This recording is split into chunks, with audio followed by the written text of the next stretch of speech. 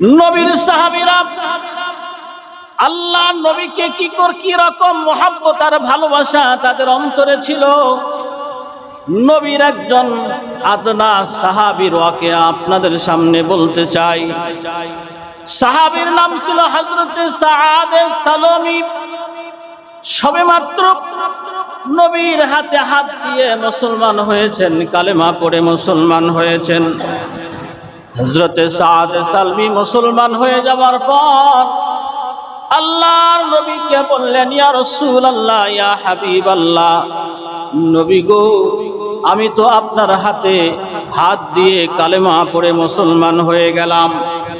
ওগো নবীজি, যেদিন থেকে আপনার দরবারে এসেছি সেদিন থেকে আমার আত্মীয় স্বজন আমাকে তাদের ভিতর থেকে বের করে দিয়েছে।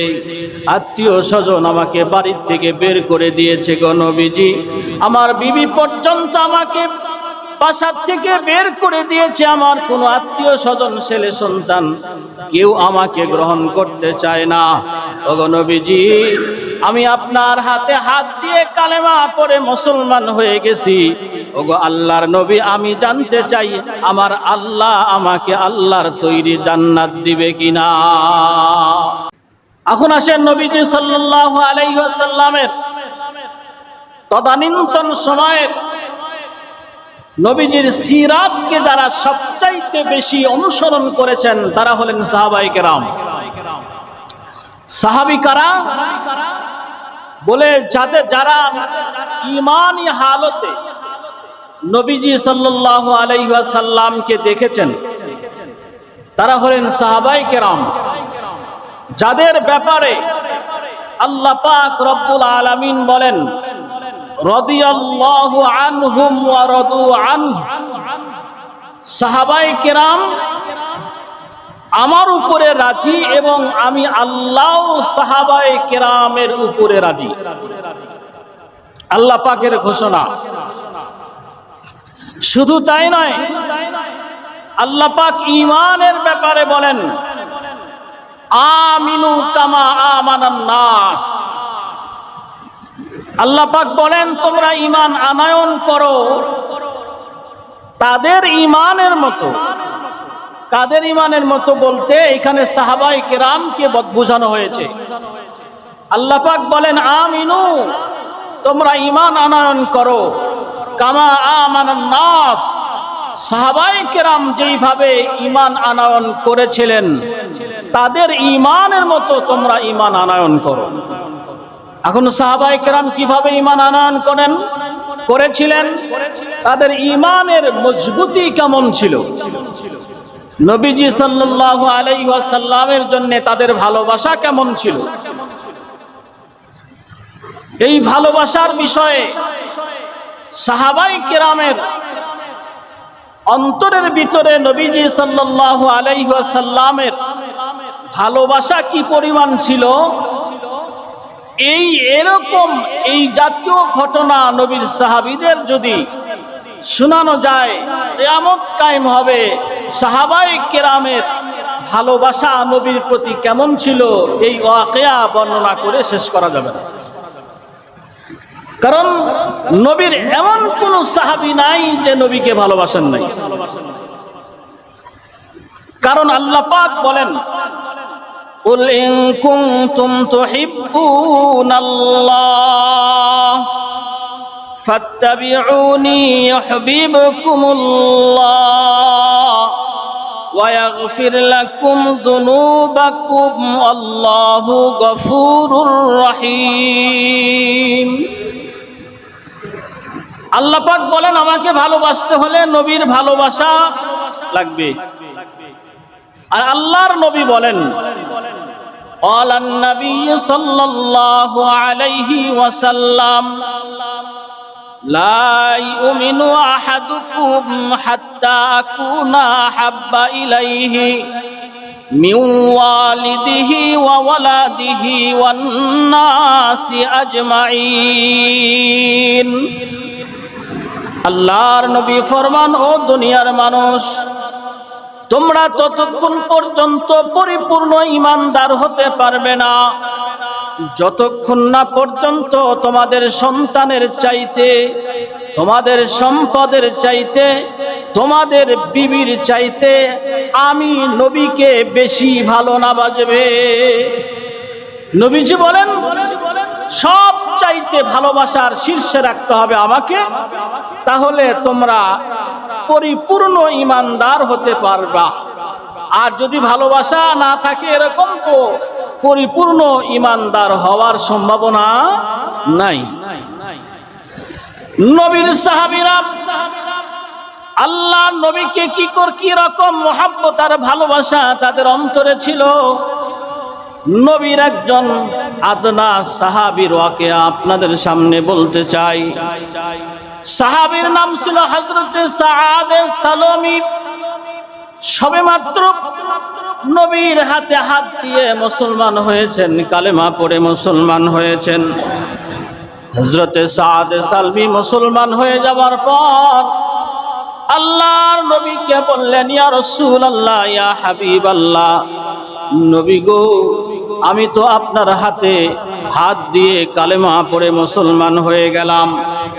ওগো নবীজি, যেদিন থেকে আপনার দরবারে এসেছি সেদিন থেকে আমার আত্মীয় স্বজন আমাকে তাদের ভিতর থেকে বের করে দিয়েছে। আত্মীয় স্বজন আমাকে বাড়ির থেকে বের করে দিয়েছে গো নবীজি। আমার বিবি পর্যন্ত আমাকে বাসার থেকে বের করে দিয়েছে। আমার কোনো আত্মীয় স্বজন, ছেলে সন্তান কেউ আমাকে গ্রহণ করতে চায় না। ওগো নবীজি, আমি আপনার হাতে হাত দিয়ে কালেমা পড়ে মুসলমান হয়ে গেছি। ওগো আল্লাহর নবী, আমি জানতে চাই আমার আল্লাহ আমাকে আল্লাহর তৈরি জান্নাত দিবে কিনা। আল্লাহ নবী ডাক দিয়ে বলে, রে সাআদ সালামি, তুমি যখন কালেমা পড়ে মুসলমান হয়ে গেছো, আল্লাহর তৈরি জান্নাতে তুমি যাইবা, কেউ আটকাতে পারবে না। কারণ আল্লাহর হাবিব বলেন, মান ক্বালা লা ইলাহা ইল্লাল্লাহ ফাদাখালাল জান্নাহ। যেই ব্যক্তি তার জবান দ্বারা একবার উচ্চারণ করবে লা ইলাহা ইল্লাল্লাহ, আল্লাহর হাবিব বলেন নিঃসন্দেহে এই ব্যক্তি জান্নাতে প্রবেশ করবে। আল্লাহর নবী ডাকতে বলে, রে সাআদ সালমি, তুমি কালেমা পড়েছো, তুমি জান্নাতে যাইবা, তোমাকে কেউ আটকাইতে পারবে না। সাআদ সালমি ডাকতে বলে, ইয়া রাসূলুল্লাহ, যদি আমি জান্নাতি হয়ে যাই তাহলে তো আমাকে দুনিয়াতে চলার জন্য বউ দরকার, আমাকে তো বিবি দরকার, একা তো আর চলতে পারি না, ভালো লাগে না। আল্লাহর রাসূল ডাক দিয়ে বলে, রে সাআদ সালমি, অবশ্যই তোমাকে কেন মদিনার লোকজন কেন তোমার সাথে বিয়ে দিবে না। এই মুহূর্তে আমার পক্ষ থেকে সংবাদ নিয়ে যাও, হযরত সাকফী রাদিয়াল্লাহু তাআলা আনহুর ঘরে, তার ঘরে এমন একটা কন্যা সন্তান আছে, মদিনার লোকেরা যাকে হুরে মদিনা বলে। তুমি তার বাড়িতে যাইবা, তাকে গিয়ে বলবা আমি নবী তোমাকে পাঠিয়েছি, আর তুমি গিয়ে বলবা সাকফী রাদিয়াল্লাহু তাআলা আনহু আমার সাহাবী যেন তার কন্যা তোমার সাথে বিয়ে দিয়ে দেয়। হযরত সাআদ সালামি বুক ভরা আশা নিয়ে বড় আনন্দ চিত্তে চলে গেলেন মদিনার পাদদেশে। হযরত সাকফী রাদিয়াল্লাহু তাআলা আনহুর বাসায় নক করলেন, দরজায় সালাম দিলেন, আসসালামু আলাইকুম ইয়া আহলাল বাইত। ভিতর থেকে আল্লাহর নবীর সাহাবী বের হয়ে আসলেন। হযরত সাআদ সালমি ডাকতে বলে, ওগো আল্লাহর নবীর সাহাবী, আল্লাহর নবী আমাকে পাঠিয়েছেন, আপনার ঘরে নাকি একজন কন্যা সন্তান আছে। আল্লাহর নবী বলেছেন আপনার এই কন্যা সন্তানকে আমার সাথে বিয়া দিয়ে দিতে। হযরত সাকফী রাদিয়াল্লাহু তাআলা আনহু সাআদ সালমির চেহারার দিকে তাকাইলেন। কেন তাকাইলেন? ইতিহাসের ভিতরে আসছে সাহাবায়ে কিরামের ভিতরে তিনজন সাহাবী সবচাইতে বেশি কালো ছিল। এত কালো ছিল যাদের চেহারার দিকে তাকাইলে খানা বন্ধ হয়ে যেত। এত কালোর কালো, পাতিলের নিচের তলার কালো তো কি কালো, তার চাইতে বেশি কালো ছিল।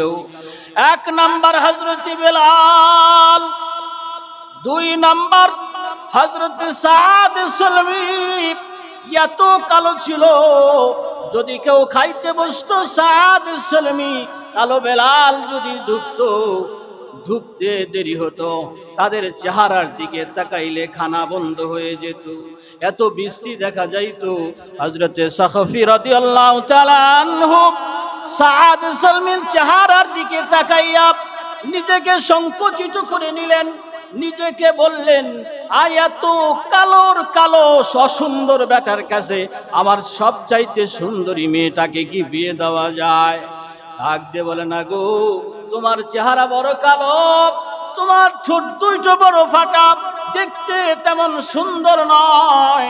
মদিনার লোকজন আমার মেয়েকে হুরে মদিনা বলে সে উপাধি দিয়েছে, আমি তোমার সাথে আমার কন্যা বিয়ে দিতে পারি না। হযরত সাদ সলমি ডাকতে বলে, ওগো আল্লাহর নবী, আল্লাহর নবী আমাকে পাঠিয়েছিলেন, আল্লাহর নবী ঘোষণা দিয়েছেন, তুমি তোমার কন্যা আমার সাথে বিয়ে দিলেও আমি জান্নাতে যাব, তোমার কন্যা আমার সাথে বিয়ে না দিলেও আল্লাহর তৈরি জান্নাতে যাব। হযরত সাদ সলমি বাড়ি ছাড়লেন, হাঁটতে হাঁটতে মদিনার মসজিদে নবীজির দরবারের দিকে যাচ্ছেন। ঠিক এমন সময় ঘরের ভিতর থেকে আল্লাহর বান্দি সব কথাগুলো শুনেছে, বাবাকে ডাক দে বলে, আব্বা গো, একটু আগে একজন সাহাবী আপনার কাছে আসছিল, কি খবর নিয়া? কয়, আল্লাহর নবী পাঠিয়েছেন তোমার সাথে বিয়ের পয়গাম দিয়া। আল্লাহর নবীর এই মহিলা সাহাবিয়া ডাকতে বলে, বাবা তুমি কি বলেছ? হযরত সাখফি রাদিয়াল্লাহু তাআলা আনহু বলে, মাগো তুমি বড় সুন্দরী, মদিনার লোকজন তোমাকে হুরে মদিনা বলে, সবচাইতে বড় টপ লেভেলের সুন্দরী তুমি। ওগো মা, তোমাকে এই কালো সাদ সলমির সাথে বিবাহর সংবাদ আল্লাহর নবী পাঠাইছেন, আমি রাজি হইনি। কিন্তু মেয়েটা ডাকতে বলে, বাবা গো, হযরত সাদ সলমি কালা হইতে পারে, কিন্তু সংবাদটা কে পাঠাইছে জানেননি? আল্লাহ তাআলা যাকে না বানাইলে কুল কায়নাত বানাইতো না। ওগো নবীজি, কিয়ামতের কঠিন ময়দানে সকল নবীরা যখন নিজেদের কথা স্মরণ করে নাফসি নাফসি বলে বলে কাঁদবে, ওগো আব্বা, সেই কঠিন ময়দানে যেই নবীজির সুপারিশ ব্যতীত কোনো নবী জান্নাতে ঢুকতে পারবে না, কোনো উম্মত জান্নাতে ঢুকতে পারবে না। যেই নবী সকল নবীদের আগে জান্নাতে ঢুকবে, যেই নবীর উম্মত সকল নবীদের আগে, নবীর উম্মতদের আগে জান্নাতে ঢুকবে, সেই নবীর পক্ষ থেকে সংবাদ আসছিল, বাবা গো, আমি রাজি, তুমি আল্লাহ নবীর দরবারে চলে যাও, আমার রাজিনামা আছে, তুমি আল্লাহর নবীর দরবারে চলে যাও। হযরত সাখফি রাদিয়াল্লাহু তাআলা আনহু দৌড় দিলেন, বিশ্ব নবীর দরবারে গিয়ে পৌঁছলেন। হযরত সাদ সলমিও নবীর দরবারে। আল্লাহর নবীর সাহাবী ডাকতে বলে, ওগো নবীজি, আপনি কি সাদ সলমিকে পাঠিয়েছিলেন? বলে, হ পাঠিয়েছিলাম। ওগো আল্লাহর নবী, আমি আমার মেয়ের রাজিনামা সহ আপনার দরবারে আসছি, আমার মেয়ে রাজি, আপনি সাদ সলমির সাথে আমার মেয়ের বিবাহ দিয়ে দেন। আল্লাহ নবী ডাকতে বলে, সাদ সলমি, তোমার কপাল বড় ভালো, বড় সুন্দরী বউ পাইছো, তোমার কাছে টাকা পয়সা আছে নি, মোহর দিবা কি দিয়া? সাদ সলমি পকেটে হাত ঢুকায় বলে, ইয়া রাসূলুল্লাহ, ইয়া হাবিবাল্লাহ, নবী গো, পকেটে তো 1 টাকাও নাই, মোহর দিব কি দিয়া? আল্লাহ নবী ডাকতে বলে, রে সাদ সলমি, যাও হযরত আবু বকর সিদ্দিকের কাছে 200 দিরহাম নিবা, আমার কথা বইলা। যাও হযরত ওমর ফারুকের কাছে 200 দিরহাম নিবা, আমার কথা বইলা। যাও হযরত আব্দুর রহমান ইবনে আউফের কাছে আমার কথা বইলা 200 দিরহাম নিবা। যাও হযরত আলীর কাছে আমার কথা বইলা 200 দিরহাম নিবা। 800 দিরহাম 600 দিরহাম দিয়া মোহর দিবা। 200 দিরহাম দিয়া বাজারে যায়া বোর জন্য শাড়ি কিনবা, যা কিছু প্রয়োজন গহনা গাটি কিনবা। শ্বশুর বাড়ি চলে যাও। সাদ সলমি টাকা লইলেন, বাজারে ঢুকলেন, মোহর দিলেন 600 দিরহাম দিয়া, 200 দিরহাম নিয়া বাজারে ঢুকলেন। সাআদে সলমি বোর জন্য শাড়ি কিনলেন, গহনা গাটি কিনলেন, সব কিছু কিনা শ্বশুর বাড়ির দিকে যাত্রা শুরু করবেন। এমন সময় ঘোড়ার উপরে সওয়ার হইয়া কে যেন বলে যায়, ও মদিনার সাহাবায়ে কেরাম, আল্লাহর নবী যুদ্ধে যাইতেছেন, তোমরা কে আসো গো নবীর আশিক, আল্লাহর নবীর সাথে যুদ্ধে যাওয়ার জন্য রওনা হয়ে যাও। হযরতে সাআদে সলমির কানের মধ্যে যখন ঘোষণা আসলো, হযরতে সাআদে সলমি কাপড়ের দোকানে ঢুকলেন, কাপড় ফেরত দিয়া টাকা লইলেন। স্বর্ণের দোকানে ঢুকলেন, স্বর্ণ ফেরত দিয়া টাকা লইলেন। জুতার দোকানে ঢুকলেন, জুতার দোকানে জুতা ফেরত দিয়া টাকা লইলেন। আল্লাহর নবীর সাহাবী টাকাগুলো লইয়া সুন্দর এক তেজি ঘোড়া ক্রয় করলেন, একটা তলোয়ার ক্রয় করলেন। কালা কাপড় দিয়া মাথা থেকে পায়ের তালু পর্যন্ত ঢাকলেন। ঘোড়ার উপরে সওয়ার হইয়া আল্লাহর নবীর এই সাহাবী সাআদে সলমি যুদ্ধের ময়দানের দিকে ঘোড়া হাঁকালেন। চলতেছে, কিন্তু কাফেলা আসার আগেই সাআদে সলমি যুদ্ধের ময়দানে ঢুকে পড়েছে। আল্লাহর নবীর এই সাহাবী সাআদে সলমি তুমুল বেগে সাহাবায়ে কেরাম আসার আগেই, নবীর কাফেলা যুদ্ধের ময়দানে পৌঁছানোর আগেই সাআদে সলমি রাদিয়াল্লাহু তাআলা আনহু কাফেরদের ভিতরে ঢুকে যুদ্ধ শুরু করে দিলেন। আল্লাহর নবী জামাত লইয়া, সাহাবায়ে কেরামের দল লইয়া যুদ্ধের ময়দানে ঢুকলেন। ঢুকার পর আল্লাহর নবী তাকাইয়া দেখেন, কে যেন এক নওজোয়ান তাদের হয়া কাফেরদের সাথে যুদ্ধ করে, তলোয়ার উঁচু করে করে তাদেরকে জাহান্নামের পথে পাঠিয়ে দিচ্ছে। কে যেন চিনতে পারে না। আল্লাহ নবী ডাকতে বলেন, সাহাবায়ে কেরাম, ওই যে দেখো না, আল্লাহ পাকের কোন বান্দা যেন আমাদের হইয়া কাফিরদের সাথে যুদ্ধ করে। আল্লাহর নবীর সাহাবীরা তাকায়া থাকে, আর দেখতেছে কেউ তাকে চেনে না। যেই মাত্র হযরতে সাআদে সলমি কাফিরদের আঘাত করার জন্যে হাত উঁচু করেছে, হাতের জামার আস্তিন যখন নিচের দিকে নেমে এসেছে, ঠিক ওই সময় হযরতে মুহাম্মদুর রাসূলুল্লাহ হযরতে সাআদে সলমির হাত দেখিয়া চিনতে পেরেছে। আল্লাহর নবী ডাকতে বলে, সাহাবীরা, এ আর কেউ না, এর তো আমি গতকালকে বিয়া দিয়া দিছি, আজকে তো শ্বশুর বাড়ি যাওয়ার কথা, বাসর করার কথা। এ আর কেউ নয়, এ হলো আমার সাহাবী, কালো সাহাবী সাআদে সলমির হাত ওই যে দেখা যায়। যুদ্ধ করতে করতে হঠাৎ করে সাহাবায়ে কেরাম যখন প্রচন্ড বেগে সাআদে সলমিকে আক্রমণ করলেন, হযরত সাআদে সলমি যুদ্ধের ময়দানে ঘোড়া থেকে পড়ে গেলেন। আল্লাহর নবী ডাক দিয়ে বলে, সাহাবীরা, আমার কালো সাহাবী সাআদে সলমিকে আমার সামনে নিয়ে আসো, আমার সামনে সাআদে সলমিকে নিয়ে আসো। নবীর সাহাবীরা এই কালো সাহাবী সাআদে সলমিকে ধরাধরি কইরা আল্লাহর নবীর সামনে আনলেন। কালো সাহাবী সাআদে সলমির মাথা নবীজির উরুর উপরে। তু জাহানের বাদশা যিনি, উম্মতের কান্ডারি যিনি, যাকে ইমামুল আম্বিয়া বলা হয়, যার সুপারিশ ছাড়া, ভালোবাসা ছাড়া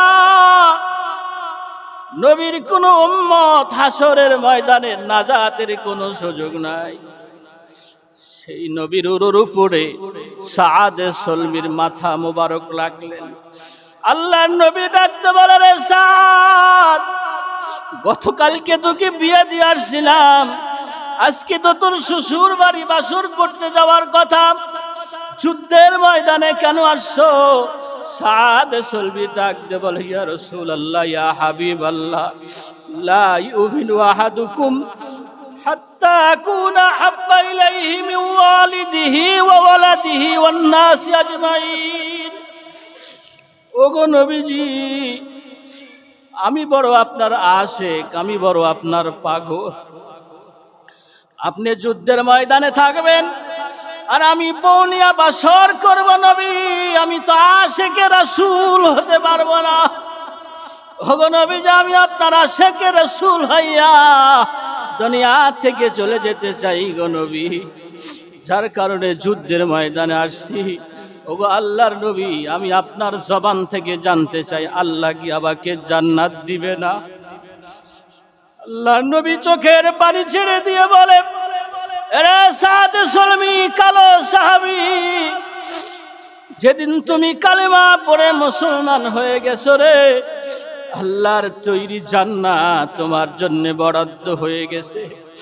আল্লাহর নবী সাদকে ডাকতে বলে, রে সাদ, বুঝলাম আমার আশিক হওয়ার জন্য যুদ্ধের ময়দানে চলে আসছো, কিন্তু তোমার কাছে জানতে চাই, তুমি কালা কাপড় দিয়া শরীরটা কেন ঢাকছিলে?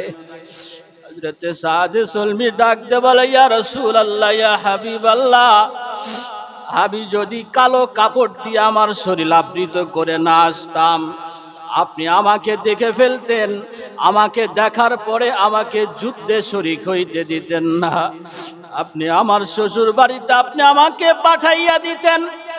ওগো আল্লাহর নবী, আপনি জিহাদের ময়দানে, যুদ্ধের ময়দানে যুদ্ধ করবেন, আর আমি আমার আহলিয়া, আমার সুন্দরী নববধূকে নিয়ে বাসর ঘরে থাকবো, আমি চাই না। আল্লাহর নবী সাহাবীদেরকে বললেন, রে সাহাবীরা, আমার সাদে সলমির জানাজা রেডি করো। জানাজা হয়ে গেল।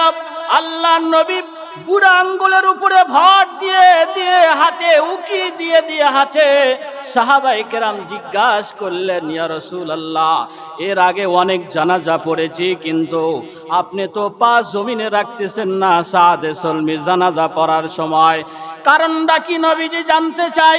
আল্লাহর নবী ডাকতে বলে, রে সাহাবীরা, আমার এই কালো সাহাবী সাদে সলমির আত্মত্যাগকে আল্লাহ তাআলা এত পছন্দ করেছেন, আমার প্রতি ভালোবাসা, এত মায়া, এত ভালোবাসা আল্লাহ তাআলা এত পছন্দ করেছেন, যার কারণে আসমান থেকে আল্লাহ তাআলা লক্ষ লক্ষ রহমতের ফেরেশতা পাঠাইছেন। এই লক্ষ লক্ষ রহমতের ফেরেশতারা আইসা আমার কালো সাহাবী সাদে সলমির জানাজায় হাজির হয়ে গেছে, যার কারণে জায়গা হইতেছিল না, আমি আমার বুড়া আঙ্গুলের উপরে ভর দিয়া উকি দিয়া দিয়া হাঁটতেছিলাম। এমন হাজারো ওয়াকিয়া আছে যারা নবীজিকে ভালোবেসে নিজের জীবনকে উৎসর্গ করেছেন। আল্লাহ পাক আমাদের সবাইকে নবীর ভালোবাসায় আমাদের সবার জীবনকে উৎসর্গ করার তৌফিক দান করেন। নবীজিকে ভালো যত বাজবো, হাসরের ময়দানে, কিয়ামতের কঠিন মুসিবতের দিন আমরা তত আল্লাহর নবীর কাছাকাছি থাকতে পারবো। আল্লাহ তাআলা আমাদের সবার অন্তরে বিশ্ব নবীর ভালোবাসা, সবচাইতে বেশি ভালোবাসা যেন আল্লাহ তাআলা পয়দা করেন। সকলে পড়ি আমিন।